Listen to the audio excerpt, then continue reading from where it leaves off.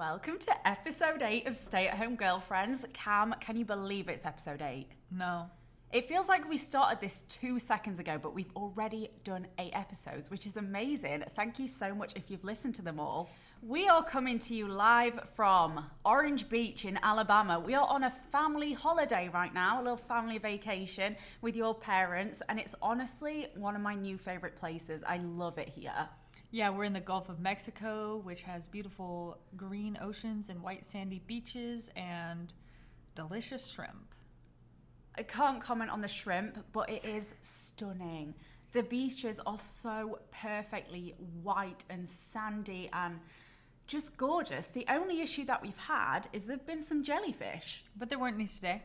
No jellyfish today, but yesterday freaked me out a little bit. We went in the sea and there were just like little jellyfish everywhere, and I was straight out of there. I went in the pool. You know, I saw several on day one, and they were like dark red, purpley. It might have just been the way the light was hitting them, but I thought they were octopuses. Octopi. Really? Yeah, I told my dad, I was like, there's an octopus, there's a big octopus, I said, there's another one, and then like I got in the water, I was like, friendly octopus, like, because you know, octopuses are like really smart, they're like on our level, well, probably not quite, but they're very intelligent, so I was like, probably, and I was just like, oh, it's like a friendly, they're just like a sea ape, you know, they're just like a very clever. That's like my Ken right there. That's like an intelligent life force. He's not going to bother me. Are you calling me an ape? No, I'm just saying octopi are very clever. So I was not afraid of the octopi because they're not going to bother me. They'll recognize intelligence in me. And then, no, it was 2 huge, gigantic jellyfish. And I was like, ah. You know, I actually saw one today after I rinsed off. The final time I went in the ocean. That's why I ran back out. I saw another jellyfish. It was tiny, but it was there. Yeah, I saw a couple. I just lied to you. I just wanted you to get in the ocean. You did not say a single one while we were out there. Maybe not. But anyways, all that to say, we are in Orange Beach, Alabama, having the best time on our family holiday. But we've actually sent the parents out on a little date night so that we can record, because we are dedicated to the stay-at-home girlfriends community and we want to be with you every single week, no fail. That's a funny way to say that we procrastinated this for ages. And now we have to do it while we're on holiday. You're not meant to tell them that. Listen, you can cut it if you need to. Anyways, we are here today with a bunch of your questions that we're going to give our advice to. And I can't wait to jump in. I feel like last episode was our best one yet. We're really finding our feet with this podcast. I agree. I really enjoyed last episode. You should go listen if you haven't. It had some moving questions, some funny moments, some scandalous moments. So I'm hoping we hit the same beats today. So let's jump into the questions, starting with number 1. I am a 23-year-old lesbian who needs some girl advice. I met this amazing girl this summer when she was in my city for an internship. The only problem was that she was an intern at the company I work for, and I thought it would be a very bad look for me to make a move. I work for a huge company, so we weren't on the same team or anything, and she is basically a year older than me. So I didn't, but we became friends. There were a few interactions that made me think she had a crush on me. Example, when she had more than one drink, she would find an excuse to hug me. But I thought I should just get over it because she goes to a school states away. After the summer, she slid up on one of my Instagram stories, and since then we have been texting every day. We have so much in common and I really like her, but I am bad at being flirty over text. All of our conversations are very friendly and all our texts are more about specific common interests and not ourselves/our lives. What should I do? How do I make a move over text/social media? This is actually a funny question for me because I cannot flirt over text. But you did. I don't think I flirted very well with you. But you got the point across. I'm very forward, but that's because I can't flirt and I can't make it last like long enough and be mysterious and just be like, do little flirts here and there. I have to just be like, I like you. Okay, but I think it's time we tell them about the "you just made my day." Go on then. Insert clip. But Gabbie was sending me videos. We were like texting and Gabbie was sending her response via video. And I was like, oh, I guess this is how YouTubers are. They're just like always videoing everything. And we were talking about politics or something, but she sent me a video response. And so I did say like, oh, you look so good in that last video or whatever. What did I say? Well, she called me beautiful. And what did I say? And she sent one back that said a few things like, oh, that's crazy about politics or whatever. But then she said, you just made my day. Insert clip. I just got to the end of that voice note. You just made my day. So yeah, I was like, oh, okay, she's in love with me. Cool. And I wasn't in love with you then, but I was very interested in you. But yeah, that was just my way of flirting. I was like, take a cheeky little video and flirt via video, because I cannot do it via text. It's just like I can't sext. I just can't do it. Anything in writing freaks me out. And I just think I sound like an idiot. So I'm completely with you on that. I do not know how to flirt via text, but you probably do. So do you have any advice? Gosh, I mean, I think it's always nice to give compliments. Just say, oh my God, you look so good. Obviously, that elicited a response from Gabbie. This doesn't work for everyone, but sometimes I sort of like to ask, what was your last relationship like? And sort of hear about like other relationships they've had and sort of connect over that, but also be like, well, damn, if that were me, I would XYZ. I think that's a good way to start making it more personal. Yeah. It's a good way to not make it really about yourselves, but ask her something about her previous relationship so that she has to talk about that and you kind of get tips and you can connect on like what not to do or how you would have done it differently, and just spark a conversation with her about her last relationship. That makes it more personal without it being like, okay, so you're really pretty and I like you. Although I will say, not everybody wants to talk about their last relationship, and not everybody wants to hear about that. Like, I'm a little nosy. I'm like, well, tell me, what did you two get up to? That's just my vibe. But not everybody likes that. So that's like a maybe to make it more personal. But I also feel like the way Gabbie says she can't flirt online, I disagree. I think she can be very flirty. We talked about like the music that was on our sex playlists. Oh, yeah. That was one of the first things. And that's like kind of a flirty vibe. Just be like, oh my God, I just added this song to my sex playlist. What do you think? That is a bit forward though, if you've never even had like a more personal conversation. But they talk all the time. Like, if they're talking all the time, like, surely they know it's within the realm of what friends talk about is sex. I guess so. I think my advice for you would be try and start asking them more questions about themselves. Not huge questions. I mean, you can ask them about their ex if you feel like they would want to talk about that. But just even things like, how was your day? Or you could bring up a situation that made you think about them that day and be like, oh my God, something happened today and it really made me think about you. Then they'll be like, oh, she's thinking about me. Tell me more. Yeah, I like that a lot. That's cute. Like, oh, I was just thinking about you. Or you could lie and be like, I had a dream about you. It was crazy. You were sitting on me. I don't know. That's kind of forward too.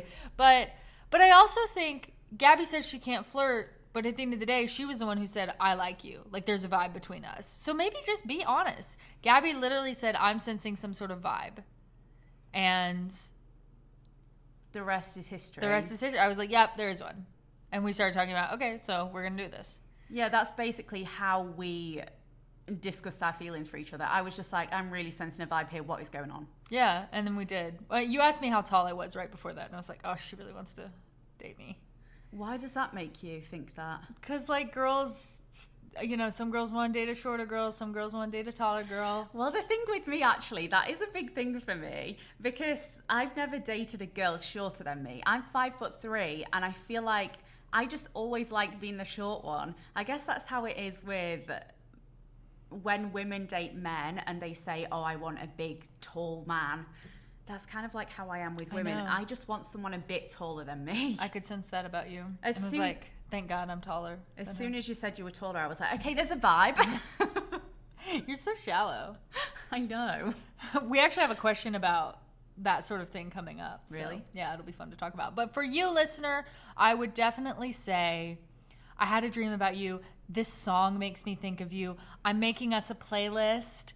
What was your last girlfriend or boyfriend like? Or just be honest and just say, hey, what's up? I'm sensing a vibe. Do we have a vibe? Because as you said, like, you've gotten very close with her, but she does live far away. So at the end of the day, if she doesn't sense the vibe, it'll hurt. You know, it's going to hurt your feelings. If she doesn't, it sounds like she definitely does. By the way, I'm like, go for it. She's into you. The way she's acting, she is into you. But you never know. And if she doesn't sense the vibe the way you do, it won't be the end of the world. You can just unfollow her on Instagram and lick your wounds and put on the Red album for a few days and you'll be fine. Or just decide to move forward as friends. If you do like having her in your life, but she's not sensing a spark in that way, it sounds like you're not absolutely in love with this girl, so maybe you could just have a great friendship. But we're pulling for you. We think this is going to go well, and whatever way you decide to tell her that you like her, whatever moves you make, please fill us in because we would love to know. Yeah, please do. I want follow-ups. I want follow-ups on every question. That's just a given, but like, especially fun ones like this. Okay. During the pandemic, I lived with my now ex-best friend who went from controlling to full-on abusive. Very sorry you went through this situation, listener. In the 9 months, we spent isolated together. It's been 2.5 years since I moved out and went no contact and committed to healing in therapy, yet I still can't get myself to believe that I deserve real-life friends. I at least have very close and active friendships with my high school friends, but we are scattered across the country. I got to visit them this summer, and it contextualized how much I miss having trusted friends in my daily life. I'm trying to prove to myself that I do, in fact, deserve friends in my daily life by making them. But I'm feeling discouraged after 3 close friends moved out of our city in 2023 alone. I've been trying to deepen existing connections that never progress past the surface level due to my 1, being closeted and afraid of myself, 2, deeply codependent with the ex-best friend. However, my social battery is running on fumes, and as a result, I've been very inconsistent when I do try to deepen these friendships. I'll go out on one friend date, then not follow up because I'm not sure how much is too much to see a new friend without getting into another codependent friendship. Once a week, every other week, once a month. It's scary to think that if I make a new friend that I see regularly, that person will be 100% of my social life until I make another one. For example, I had a fabulous dinner and drinks with a former coworker after months of us being awful at texting and making plans. Maybe a month later, I texted her, asked if she wanted to get a manicure with me that weekend, and she invited me instead to another former coworker's birthday outing, which was also a great time. I wish I could tell you I parlayed this into hanging out more with each of the girls I bonded with in that outing, but instead I got overwhelmed and have been radio silent for months. I feel like I'm leaving people out if I just reach out to one person after a group thing, or like I'm not treating people as individuals if I just invite the whole same group or start a group chat. So I did what I usually do, which is nothing. I'd like to reach back out to her and hang out more, but I feel like an asshole for not doing my part to keep up the friendship. I feel like I have to explain myself, but I also know that comes from a place of shame, and I don't want to rekindle my friendships in a place of shame. I'm interested to hear your advice with this because it is something that I struggle with too. So maybe I can get some lessons here. Yeah, I think you need to change your mindset. I think part of your like daily mantra needs to be, I am worthy of friends. And I know that's like what we're working on right now. And you said you're going to prove to yourself that you're worthy of friends by like having friends. And I do agree, fake it till you make it. You might not believe something, but you can still say, I am worthy of having friends, and then act as if you are. And by that, I mean texting people back, going on hangouts, enjoying it. Something that I've been thinking to myself lately is, while I've been seeing my single friends like one at a time on their own, and it's been such an amazing experience, afterwards I too go home and I overthink it, and I'm like, I don't know if they like me or if they want to see me again and stuff like that, which is so silly. But then I just stop texting back or take ages to text back and don't see them again very soon, and those friendships just fizzle off. But something that I think would help me, and it sounds like you're in the same boat as I am, so I think it would really help me if I joined a group to do with a hobby that I have. So either a theatre group, or I've always wanted to do pottery making class. That comes up a lot in these podcast episodes. That's been something that I've wanted to do for ages. Or a skill like cooking. I can't cook. If I went and joined a cooking class, I would be getting that skill, but I also might make friends there. And I think if you're in a group setting, you'll be able to make friends with a lot more people at once, that it doesn't feel like you're bombarding just one person. Does that make sense? Yeah, 100%. I think one of my big recommendations is always to join a club, a sports team, a volunteer organization that you're passionate about, because that's going to put you around other people that are passionate about that. And then you already have that in common. If you're really into like helping animals and you go volunteer at the animal shelter, well, you'll meet people there that are also big lovers of cats and dogs and what have you. And so having that thing in common right off the bat can be really helpful for making friends.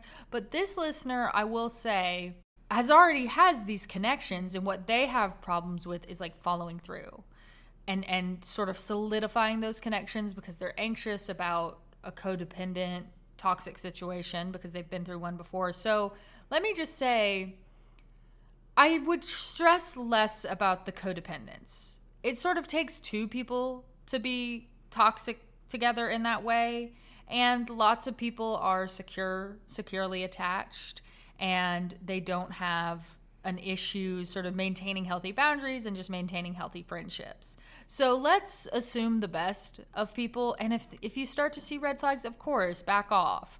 But if you're not seeing any red flags of codependent behaviors or toxic behaviors or inappropriate behaviors, then let's try and not worry about that. Let's not sort of tell ourselves a story that might not be true. Let's not invent problems that might not be there. So first of all, try and calm down about that. I think you should journal out a list of red flags that you recall from, your previous toxic relationship, and maybe like a little Googling, hit up some psychology articles and see what are all the red flags of a toxic codependent relationship. And you should write them down in a journal. And then okay, if one of those check marks gets ticked, maybe I need to worry. But if none of those boxes are being ticked, we're done worrying, right? So that's first. Try and ease these worries with the strength of information. I think the following through thing is just, it's got to be a commitment on your part. It's got to be. You say your social battery is low on fumes. I mean, have you considered you need some time alone for a while longer? Maybe you don't, but if you need it, give yourself that time. But it sort of sounds like you don't want to be spending time alone right now. And so that's okay too. But like, if you need that time, if you're drained of people, you might need the time. So if you've given yourself a couple months of like, I'm just going to have casual connections with people, I'm not going to be very social, I'm going to let that battery recharge, then it's just a matter of commitment. And I would set yourself a challenge. Once a week, have a nice text exchange with someone, get coffee with someone, just pick one, pick a list of things. Getting coffee, pedicure, manicure, like you mentioned, that's like a good idea, and people need to get that done anyway if you get them regularly. So like you can just jump in with that. But it's not some huge like personal commitment that is like some super intimate, codependent situation. It's like, I just get my nails done. I got to do it anyway. I'll go with a friend so I can chat. Or like coffee dates. It's just like, it's low pressure. Or you could ask your friends to run errands together. That's a good thing to do because you need to go food shopping. Yeah, so that's such a good idea. Why not take a friend with you? That is something that me and one of my old friends used to do together, and I loved it. And you weirdly bond a lot on those trips as well. I don't know what it is about going food shopping with someone, but you do just bond, especially with a friend. And that is something that I miss, actually. I might have to reach out to people and ask if they want to do that with me when I'm back in Brighton. But I think one thing that I've noticed from having codependent friendships before is if I don't immediately absolutely click with someone, with a new person, to the point where I'm like, oh my God, this person is my long lost sister, I adore them, I kind of automatically want to throw that friendship away. And I get into this toxic mindset of, I'm never going to be like that with them. They're never going to be that good of a friend where I can just sit on the sofa next to them and be on my phone and not even have to make a conversation.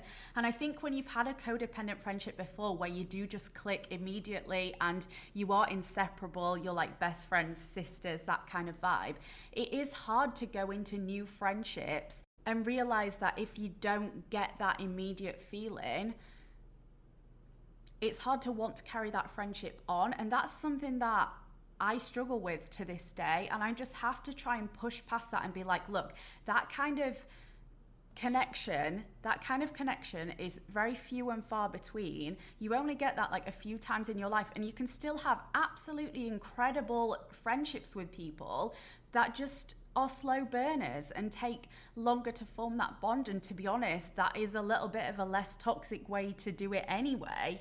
So if you are feeling like, oh, I'm just not clicking with these people to the level that you were with your codependent friendship, try and push through it, because if you want to see that person again, they probably want to see you again, and they probably want to spend more time with you. And you can just create a lovely friendship by being a little bit more normal about it and realizing that not all friendships start with just an immediate fast spark, and that is absolutely fine. And in some cases that can probably be healthier. Yeah, I agree with all of that. I think maybe the phrase that would be helpful in this, and this is advice for everything. Honestly, every question we get, I could probably say this, but don't let perfect be the enemy of good. Don't let the fact that, okay, maybe you just sent a couple texts this week. That's good. It might not be perfect. It might not be these wonderful parties or like a wonderful dinner and drinks with somebody, but it's still something. So don't let perfect be the enemy of good. I feel like you're really in your head, listener. I feel like I'm not worthy of friendships. And even if I do get a friend, what if it turns codependent and toxic? I don't want to go through that again. Stop getting so much in your head. Live your life. Surround yourself with people you like and care about. Don't let perfect be the enemy of good. Set yourself a weekly goal about at least send in some texts, at least, do one small social thing. I mean, a 30-minute coffee. It can be so carefree, but you can still go catch up with somebody. How was your week? What's going on in your life right now? And you can parlay that into plans with others. I think it just is a matter of, it sounds like you have plenty of people that want to hang out with you. It sounds like you get invites, like cool dinners and fun parties and all this good stuff. So I think from your side, it might just take a commitment to doing it, and just a decision of, I'm committed to one social thing a week. And by the way, I think seeing people like about once a week, once every 2 weeks, that's fine. A little more than once a week could maybe be a bit much, but it just depends. Like, I see my friends multiple times a week, but I'm already very close friends with them. So what do you think? Once a week, that's fine. That's not any like red flag or too much, right?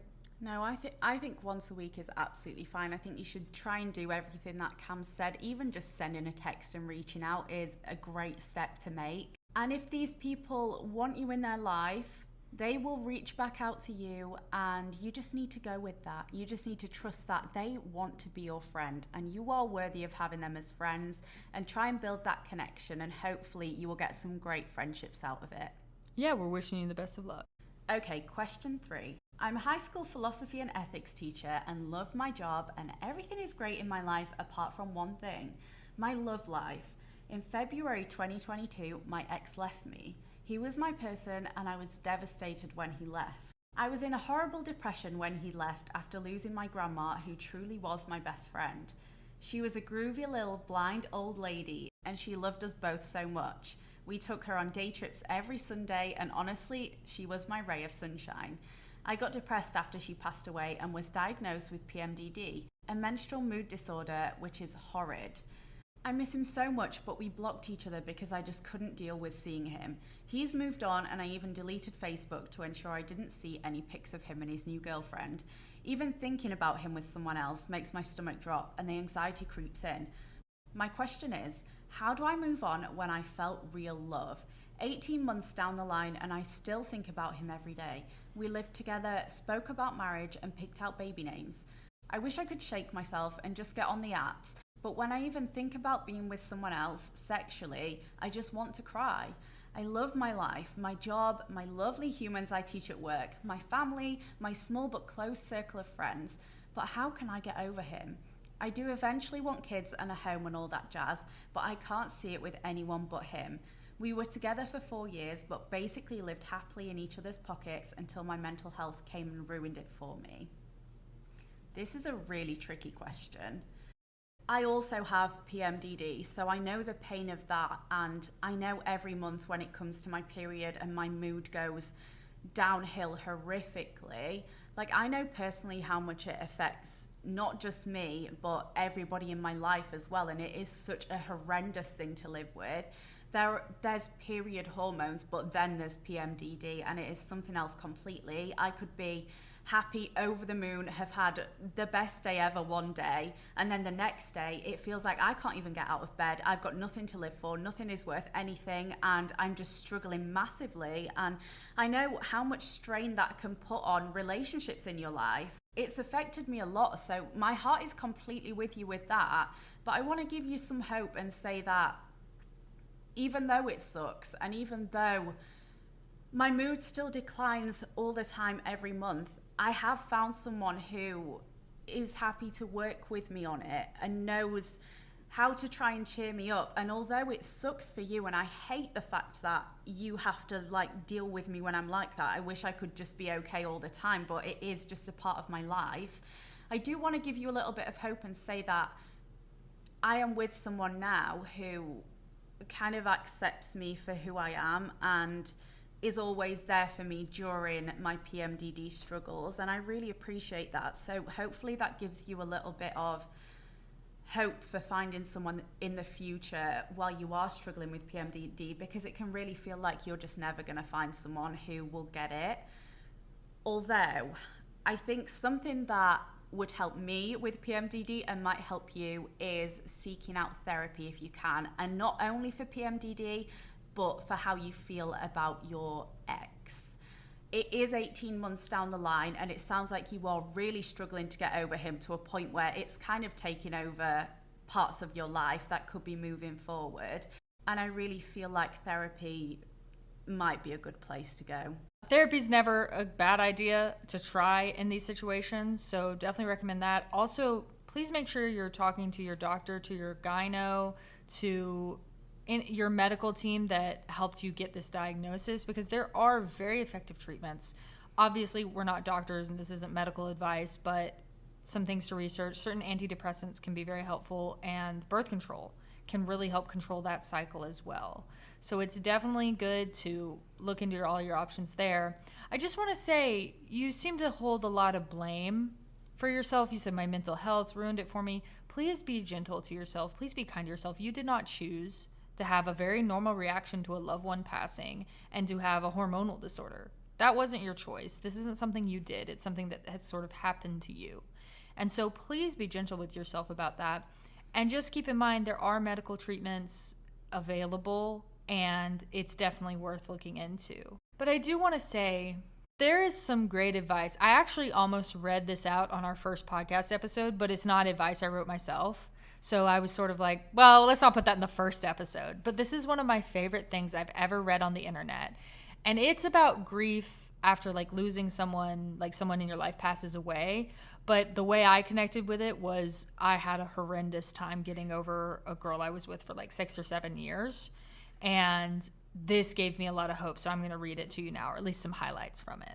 So this is on Reddit. Somebody asked a question about how to deal with grief, and a user named G Snow typed this out. So this is all credit goes to G Snow on Reddit, but this is basically just how do you deal with grief. They said, all right, here goes. I'm old. What that means is that I've survived so far, and a lot of people I've known and loved did not. I've lost friends, best friends, acquaintances, coworkers, grandparents, mom, relatives, teachers, mentors, students, neighbors, and a host of other folks. I wish I could say that you get used to people dying, or in your case, listener, people leaving your life. I think this applies to losing anyone in any type of way. At least to me it does. I never did. I don't want to. It tears a hole through me whenever I lose somebody I love, no matter the circumstances. But I don't want it to not matter. I don't want it to be something that just passes. My scars are a testament to the love and the relationship that I had for and with that person. And if the scar is deep, so is the love. So be it. Scars are a testament to life. Scars are a testament that I can love deeply and live deeply and be cut or even gouged, and that I can heal and continue to live and continue to love. And the scar tissue is stronger than the original flesh ever was. Scars are a testament to life. Scars are only ugly to people who can't see. As for grief, and this is what really stuck with me, so listen up. As for grief, you'll find it comes in waves. When the ship is first wrecked, you're drowning, with the wreckage all around you. Everything floating around you reminds you of the beauty and the magnificence of the ship that once was, and is no more. All you can do is float. You find some piece of the wreckage and you hang on for a while. Maybe it's some physical thing, maybe it's a happy memory or a photograph, maybe it's a person who is also floating. For a while, all you can do is float and stay alive. In the beginning, the waves are 100 feet tall and crash over you without mercy. They come 10 seconds apart and don't even give you time to catch your breath. All you can do is hang on and float. After a while, maybe weeks, maybe months, you'll find the waves are still 100 feet tall, but they come further apart. And when they come, they still crash over you and wipe you out, but in between, you can breathe, you can function. You never know what's going to trigger the grief. It might be a song, a picture, a street intersection, the smell of a cup of coffee. It can be just about anything, and the wave comes crashing. But in between the waves, there is life. Somewhere down the line, and it's different for everybody, you find that the waves are only 80 feet tall or 50 feet tall, and while they still come, they come further apart, and you can see them coming. An anniversary, a birthday, or Christmas, you can see it coming for the most part and prepare yourself. And when it washes over you, you know that somehow you will again come out the other side, soaking wet and sputtering, still hanging on to some tiny piece of wreckage, but you'll come out. Take it from an old guy, the waves never stop coming, and somehow you don't really want them to, but you learn that you'll survive them, and other waves will come too, and you'll survive them too. If you're lucky, you'll have lots of scars from lots of loves and lots of shipwrecks. So to me, we said this in our first episode, but time really is the only thing that can heal some of these wounds. So it's only been 18 months. It hasn't even been half the length of the relationship time frame that we like here at the pod, although that's not scientific or anything, but it's a good rule of thumb. And I just think the waves are going to come and you've got to endure it. And I'm sorry, my heart breaks for you. I wish I could just reach through your earphones and take the pain away. But only time can do that. But my heart goes out to you because I know what pain it is to lose someone that you think is your person, because I did. And just time passed and I changed a bit here and there. I got new hobbies that kept me interested. I threw myself into different projects and art. I wrote a lot of songs. I wrote a lot of journal entries about it. I did anything I could think of. I wrote one day for hundreds of days straight. I wrote 5 things I was grateful for every day. And just bit by bit, life goes on. New people come into your life. And I can promise you now, that relationship I had such a hard time getting over, I laugh to think that I wanted to be with that girl. That girl was not my person. That girl was not the girl for me. I can't imagine dating somebody. We just don't match. And I have met many other people in my life that are so important and fill my life up with love. And I met Gabbie, who I think is my person. And our relationship is just so filled with joy. And when I was in my shipwreck from that last relationship, I couldn't see the way forward. I couldn't see that it would get better. I couldn't see that there was this beautiful girl out there that would love me exactly as I was and be my perfect match. And I also couldn't see all the other joy that was coming my way. Let's say it doesn't work out with Gabbie. I mean, who's to say? You know, we're not married yet. I couldn't see that I'd have a podcast, 2 podcasts. I couldn't see that I'd have friends all over the world. I couldn't see that I would hike 500 miles of the Appalachian Trail and go on an adventure that would change my life and blow my mind. When I was in my shipwreck, I just couldn't see all the beautiful things that the universe had in store for me in the future. And you probably can't see that right now, but it sounds like you have a great life. It sounds like you have lovely friends. It sounds like you have a caring family, and it sounds like you have an awesome, really cool, really fun job. And I just think life is going to be there for you. The universe takes, but it also gives, and it's taken this from you. I mean, some people don't get a fair shake at life. That's true. Life isn't fair, but it sounds like you have a lot going for you. And I think the universe is going to come back. And I don't believe this isn't like a spiritual woo-woo thing. It's just like a statistical, the odds of like something good coming into your life. I just feel like it's there. You have a great life. You have great friends. You have a great job. I think it's going to come together for you. And you just got to hold on during the shipwreck. You got to hold on through these waves of grief that are coming. But if you can hold on through those, the waves will come less and less. Things will change. Your life will change. New people will come into your life. And I think one of the new people that will come into your life someday is going to be your person. But you're surrounded by love. And if it takes time, that's okay, because you've got all these lovely friends and family and, coworkers and everything.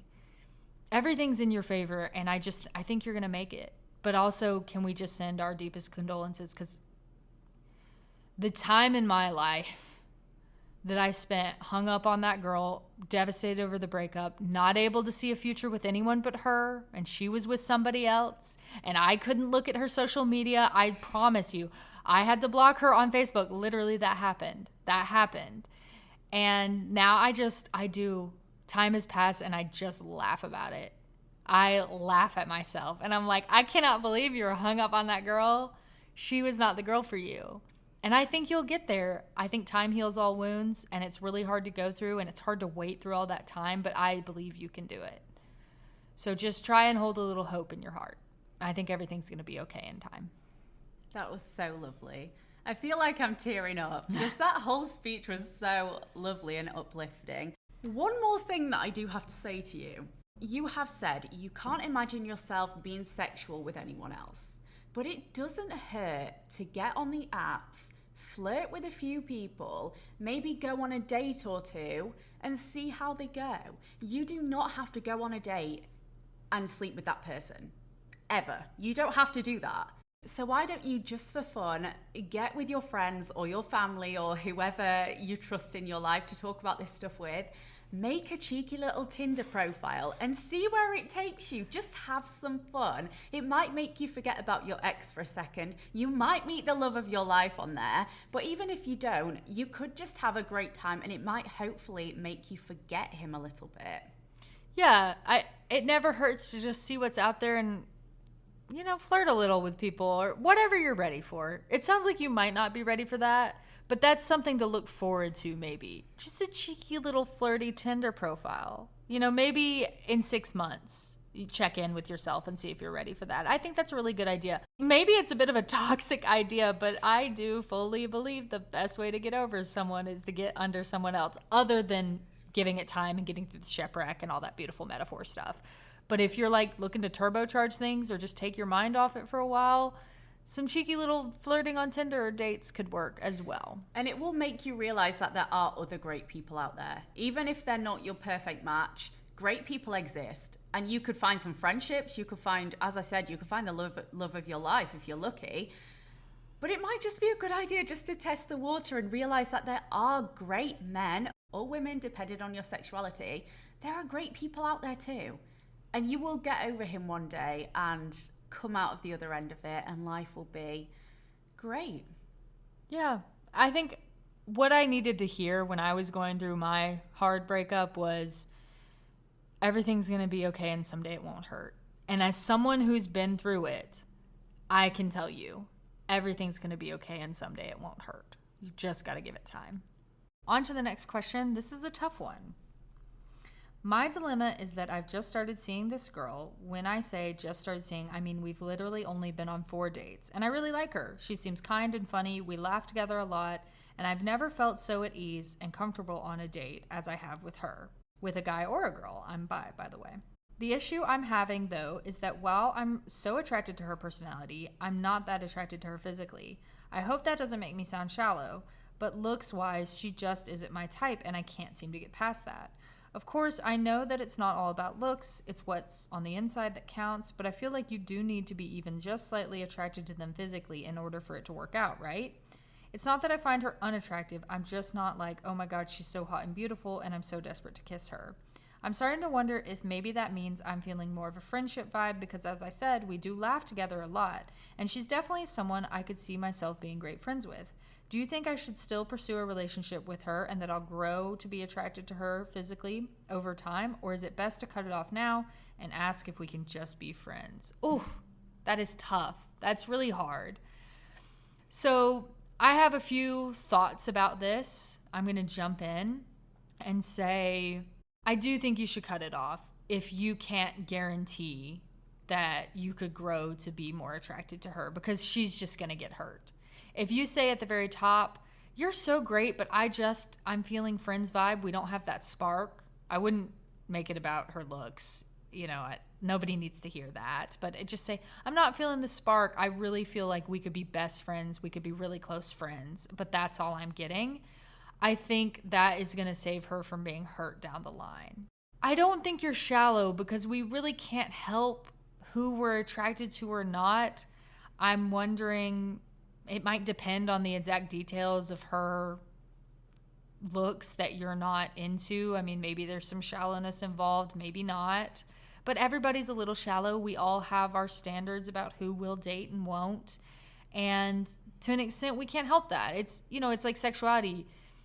If you're a lesbian woman, you can't help that you're only attracted to women. That's just how you're built. That's just how you're made. That's just what does it for you. We can't really help who we're attracted to and who we're not. And you can only change it so much. So I don't think you should beat yourself up about this. But at the same time, one thing I do want to say is as I've gotten older, and I'm getting up there, the more I have been able to free myself of caring about looks, the better my life has been. The more you can get over it, and we all are going to have varying levels. Some people are sort of open to just dating any soul they find beautiful. Some people have a wide range of this body type, that look, that hair color, that style. It all works for me for the most part, but maybe not that. And some people are like, I like this type of person. They need to look like this, and that's what does it for me. And we all sort of are on a spectrum. The more down the spectrum you can push yourself to sort of questioning, okay, I really like this body type, but let me wonder why. Or this type of face, but let me wonder why. Is it rooted in the patriarchy or society's sort of unfair beauty standards? Is it something you could deconstruct and move past and say, I know I prefer this type of body or skin tone or face structure, but actually that's rooted in what the media has been telling me is attractive, which has been set by the capitalist patriarchy society that we're all stuck in. And really, some of these ideals are rooted in racism or fat phobia or any of those things. If that's something you can address and sort of unpack slowly over the course of many years, perhaps. And I'm not saying you're fat phobic or you're racist or anything. I'm not saying anything specific about you or any listener. But it is true that our society values whiteness and thinness over all else. And that's not really right or fair, So the more you can unpack that and the more you can walk away from that, the freer and more beautiful your life will be. At the same time, that's not a change that is necessarily going to happen overnight, and it might be rooted in subconscious things that you've got to work through, or maybe it's none of those. Everything we do is sort of determined by the media and the patriarchy and what society tells us is beautiful. But maybe you don't have deep, severe issues. Maybe you do. We can't say for sure. But I do just think in your life, everybody listening, the less important you can make looks, the better off you will be. From your own perspective of self-love and loving yourself and accepting yourself for who you are, from a dating perspective, from a friend perspective, from every area, free yourself from patriarchal beauty standards, if that's what's going on. Maybe she's just not your type. Okay, well, if you can't unpack why that is, maybe it just is. And it's just who you are and it's wired into you. And that's okay. Don't beat yourself up about it. Don't be too hard on yourself about it, because we all have to sort of address this within ourselves. We all live in this shitty society that values certain, looks over others in an unfair way. But I think break it off with her. Tell her you're just feeling the friendship spark. And maybe, who's to say, maybe that attraction does grow, and then you could say, I was wrong, there is a spark. And then maybe you see where it goes, but don't promise her something you can't deliver on. I agree with every single thing you've just said there. I was nodding along. A lot of the time we can't help who we're attracted to. Sometimes there is just a spark, even with somebody who isn't necessarily your type or whatever. Sometimes you feel that spark and you're like, wait, they're not actually my type, but I find them so attractive. And sometimes you don't find people who are your type attractive. Am I making sense right now? Yeah. Do you think I was your type when we met? I think you actually are my type, yeah. Yeah, we've talked about this before. Gabbie's never dated like a tomboy vibe. I have only dated very feminine women, which isn't actually my type, but I found a connection with them and gone forward with dating them. And that just proves my point. Like, you can't help who you're attracted to and who you're not attracted to. And I think as long as you don't make this situation about her looks and you don't say anything negative about her looks or you not finding her physically attractive to her, it is time to end it. And maybe you've just got a great friend who you can laugh with and spend some time with. And hopefully your person is out there and you'll find them. Yeah. And please, the stuff about patriarchal beauty standards and racism and preferring thin white bodies, that doesn't necessarily apply to you. And it's sort of like, it messes with everybody. So we're not saying like, you're racist if you don't want to date this. No. Like, it's not an explicit thing. It's just the media and society has sort of taught us to value certain things that really shouldn't be that important or important at all, So it's always good to see, what can I unpack? What's going on in my head? Yes, I prefer this, but why? And maybe there's some unpacking you can do there, and you can kind of expand and grow as a person, and maybe your type won't matter as much anymore. But right now it does matter, and that's okay. That is valid. So break it off. You've made a great friend. Who knows what the future holds for you? Maybe you will grow to have some attraction to her, and then maybe you can see where it goes, but you don't risk hurting her if you break it off now, I think. Yes, sometimes being friends and focusing on a friendship can actually make you feel those attraction feelings, because you get to know them more as a person and you're like, oh my god, they're actually really sick, and you do just find yourself being drawn to them. So maybe just by being friends with them you might start finding her more attractive. But yeah, I think I am less your type than you are mine. You're absolutely my type. You're into blondes. Well, yeah, but I'm into like feminine women first and foremost. That I have absolutely lost my shit over some mask girls too, very much so, in very embarrassing fashion. But I'm very into Gabbie's vibe. I guess so, but I don't really have any specifications other than I like more masculine leading women, but you prefer blondes. Not prefer. Appreciate. Deeply appreciate a blonde woman. But I deeply appreciate you. Thank you. Maybe I'll go blonde again one of these days, but also maybe not. No. Maybe I'll get a wig. Okay. Nice bit of blonde role play. Yeah, we should do it. Okay, let's take this off camera. We have got one more question, which I think is going to make me quite emotional. So maybe you'll just take the lead with this one and I'll sit and cry in the corner. But this listener says, I miss my dog so much and I feel like nobody gets it. Whenever I talk to my friends, they either say they're sorry and that's kind of it, or they say that she's just a dog. That makes me mad. And it's been over a year, so I should be over it. She was so much more than just a dog to me. She was my older sister and I loved her more than anything, and I miss her every day. I just want her back. She was my best friend. Whenever I'm upset, I talk to my usually understanding friends, but they aren't really listening to me right now. How do I get over something when I don't have anyone to talk to? Therapy isn't an option for me at the minute. Yeah, so this is really sad. And first, can I just say, we're so sorry you lost your dog. It sounds like she was an incredible creature that was very important to you and you were very close with, and it's devastating to lose a pet like that. Oh, it's heartbreaking. We're a big cat family, and we've always had cats, and my dad actually is like, he takes care of all the cats. He's the cat guy. He and Gabbie can talk about cats for hours, straight up. And when you met him and started going on and on about cats, oh boy, she's crying again. I am already crying. You haven't even started to answer this question. I'm already crying. Pets just get me. Well, here's a little lighthearted story in the midst of all this. But when Gabbie met my dad, she talked to him about her cat and his cats forever. And the next day, Gabbie wasn't in the room. I don't know.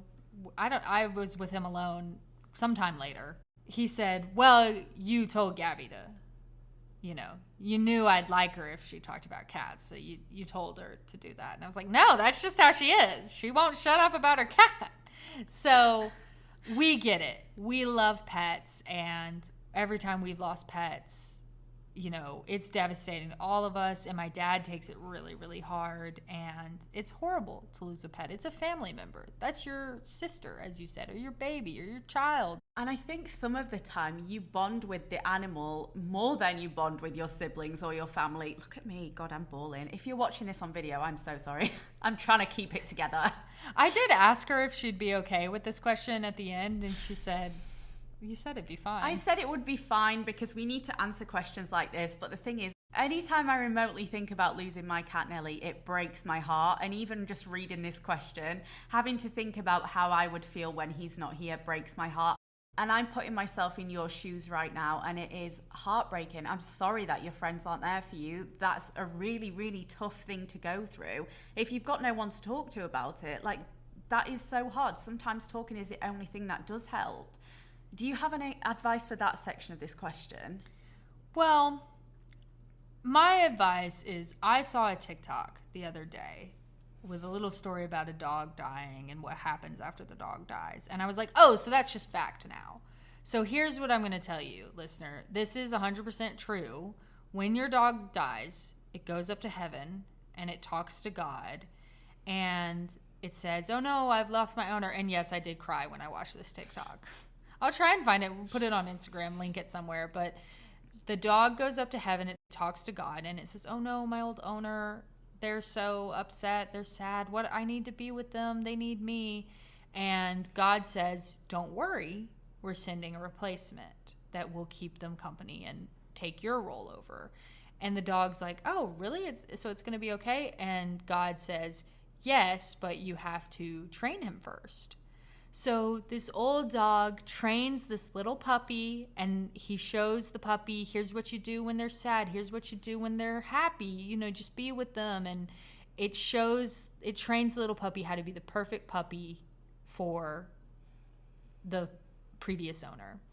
And then when it's ready, they send it down, and the puppy takes care of them, and they hug, and it's just really beautiful.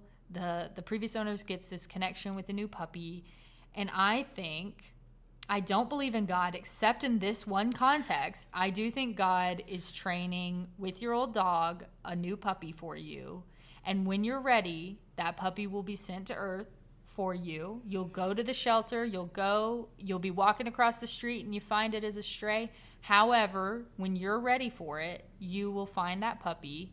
And that puppy will have been trained by your old dog on how to be just the best dog for you. And it will know you, and it will know your old dog. And I think that the hurting will hurt less. But as we talked about earlier in this episode, grief comes in waves. The waves will always come. There will be memories. There will be,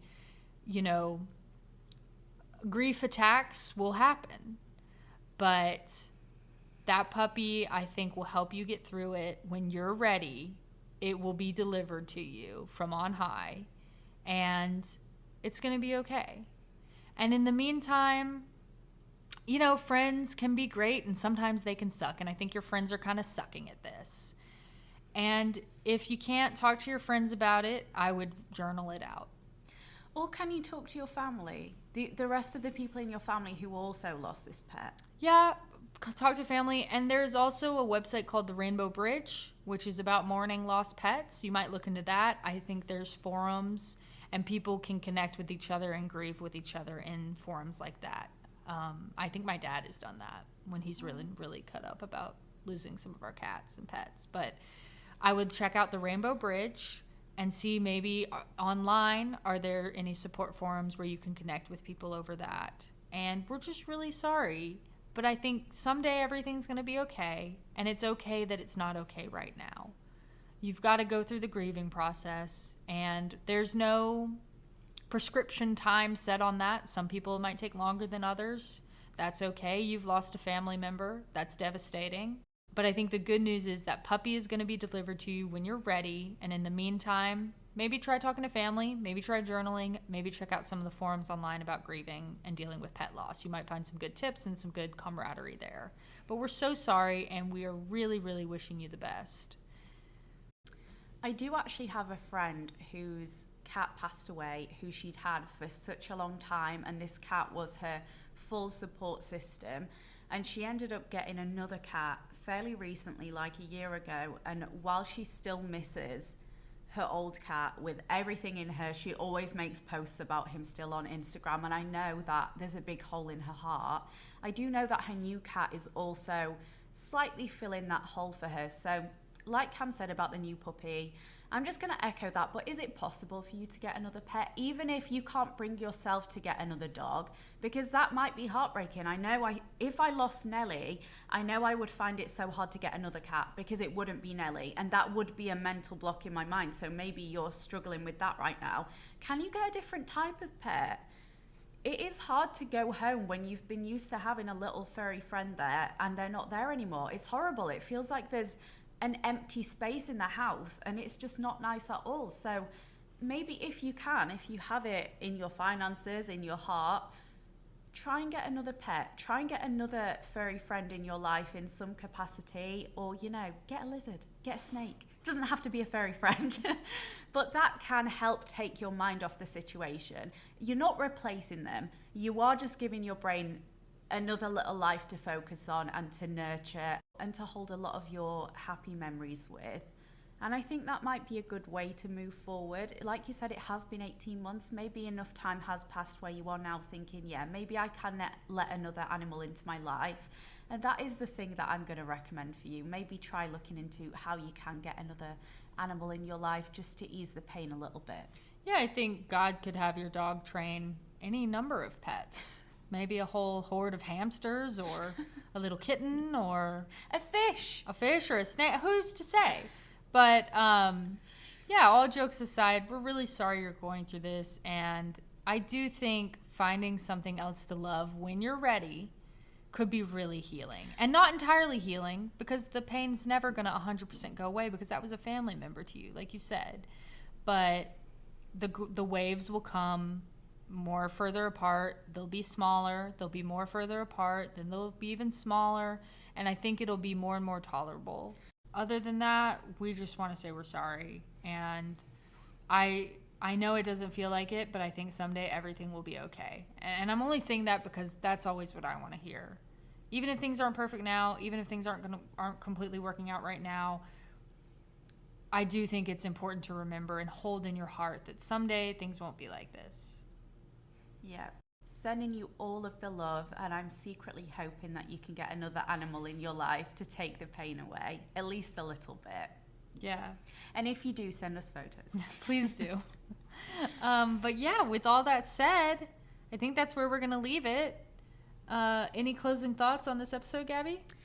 My only closing thoughts. If you guys didn't listen to the last episode and you don't follow us on social media, you might not know that we are actually recording our episodes now over on YouTube. So if you aren't the biggest fan of podcasts, or you do like something to look at visually, head over to our YouTube channel at Stay at Home Girlfriends, and you can watch the full episodes from here on out. Yeah, at Stay at Home Girlfriends on YouTube. And of course, remember to follow us on socials at Stay at Home Girlfriends Pod on Instagram, Stay at Home Girlfriends on TikTok. And there's a link in our bio on Instagram if you need to submit a question to us. You can do so anonymously on a Google form there. But yeah, with all that said, everybody, please remember, you yourself, as much as anybody in the entire universe, is worthy of your own love and compassion. Ain't that the truth? Bye. Bye, everybody.